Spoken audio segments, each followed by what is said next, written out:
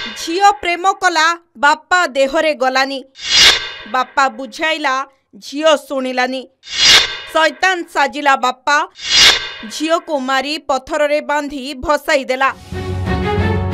17 वर्षर झियर प्रेम रे पड़िथिला। झियर प्रेम को सही पारु नथिले बापा। शैतान साजिले बापा गुली करी पत्थर रे बांधी नई को फिंगी देले। आउ तापरे जहा घटिला आपण जानिले आश्चर्य होई जिवे। हाँ दर्शक बंधु 17 वर्षीय झियर प्रेम संपर्क को नहीं बापा विरक्त थिले। झियो को गुली करी नदी रे फिंगी देले आउ तापरे प्रमाण नष्ट करिदेले। 5 दिन परे मिलिला मृतदेह। मोरेना रे जने बापा तांको झियो को गुली करी हत्या करिथिले। तापरे से तांको झियर मृतदेह को तांको जन्मस्थान को नहीं गले। एहा को कड्डा कड्डी पैक कले पत्थर रे बांधी नदी रे फिंगी देले। झियर एकमात्र दोष थिला जे से अन्य जातिर जने पुओ को भल पाउथला।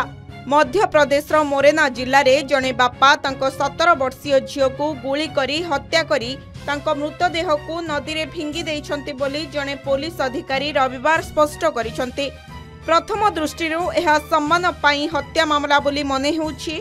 मोरेना सिविल लाइन्स थाना प्रभारी दर्शन शुक्ला कहिछन्ति जे हत्यार 5 दिन परे रविवार दिन गालेथा गाँ निकट क्वारी नदीरू दिव्यांक मृतदेह उद्धार करा जाइथिला।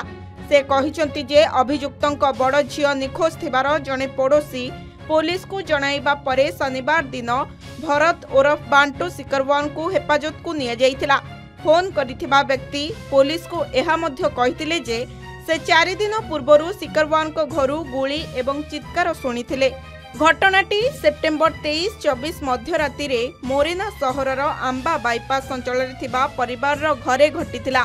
सेमाने कहिछन्ति जे मृत छात्री जनक द्वादश श्रेणीर छात्री थिले। पुलिस कहिछि जे तांको झियो अन्य जातिर जने पुओ को भल पाउछि जानिबा परे सिकरवार विरक्त होई जाइथिले।